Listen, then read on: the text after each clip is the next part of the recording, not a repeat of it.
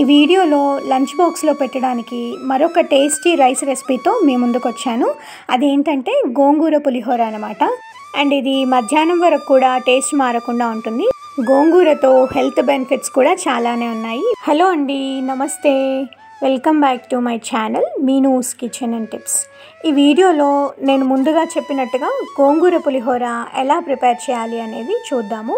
ముందు ఒక పెద్ద గోంగూర కట్టని ఆకులు తీసుకొని తర్వాత దాన్ని ఒక 2-3 సార్లు దాంట్లో ఉన్న ఇసుకంతా పోయే విధంగా నీట్గా కడిగేసి పెట్టుకున్నాను.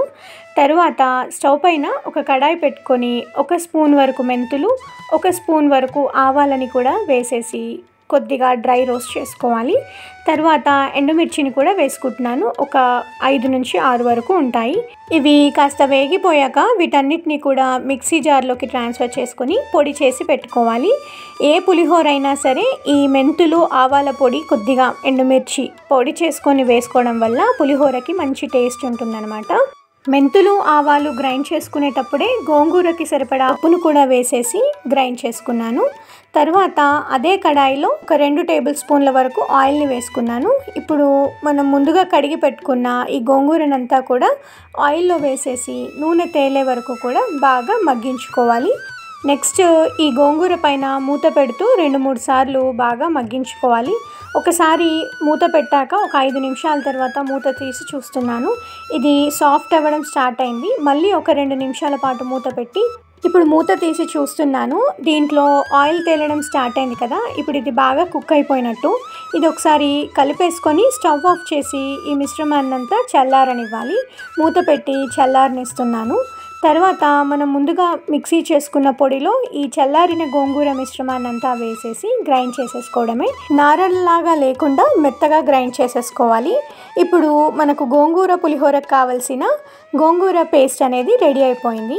నెక్స్ట్ మళ్ళీ స్టవ్ పైన ఇంకో కడాయి పెట్టేసుకొని 2 టేబుల్ స్పూన్ల ఆయిల్ని వేసేసుకున్నాను.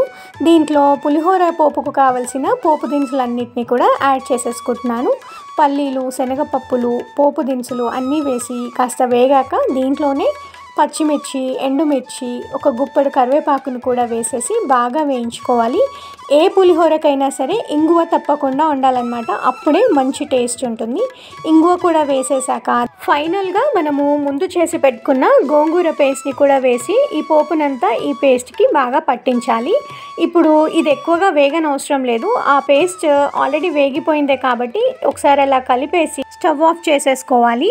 ఇప్పుడు దీంట్లో సరిపడా అన్నాన్ని కూడా వేసేసి ఈ గోంగూర పేస్ట్ ఇంకా పోపునంతా కూడా ఈ అన్నానికి బాగా పట్టించే విధంగా కలిపేసుకోవాలి. అయితే అన్నం మాత్రం పొడి పొడిలా ఉంటే బాగుంటుంది ఏ పులిహోరకైనా సరే. ఈ గోంగూర పేస్ట్ని మనం ముందే ప్రిపేర్ చేసి ఫ్రిడ్జ్లో పెట్టుకుంటే మనకు లంచ్ బాక్సులు పెట్టే టైంకి హడావిడి లేకుండా చాలా ఈజీగా అయిపోతుంది. అండ్ ఇక్కడ నేను ఈ అన్నానికి సరిపడా ఉప్పుని మాత్రమే వేస్తున్నాను. గోంగూర పేస్ట్కి సరిపడా ఉప్పు ఆల్రెడీ నేను మిక్సీ చేసుకున్నప్పుడు వేసాను కదా. నెక్స్ట్ దీంట్లో ఒక సగం చెక్క వరకు నిమ్మకాయ రసంని కూడా వేసుకున్నాను. దానివల్ల ఏంటంటే గోంగూరలో ఏదైనా కొద్దిగా ఒగరులాగా ఉంటే అది తగ్గడం కోసమని వేసుకున్నాను. మీకు వద్దంటే అది స్కిప్ చేసేయచ్చు. అంతే అండి, టేస్టీగా పుల్ల పుల్లగా గోంగూరతో పులిహోర రెడీ అయిపోయింది. ఈ రెసిపీని మీరు కూడా ట్రై చేసి ఎలా వచ్చిందో నాకు కామెంట్ బాక్స్లో కామెంట్ చేయండి. ఈ వీడియో నచ్చితే లైక్ చేయడం మాత్రం అస్సలు మర్చిపోవద్దు. మరిన్ని మంచి మంచి వీడియోస్ కోసం please like, share and subscribe to my channel Meenu's kitchen and tips. Thanks for watching.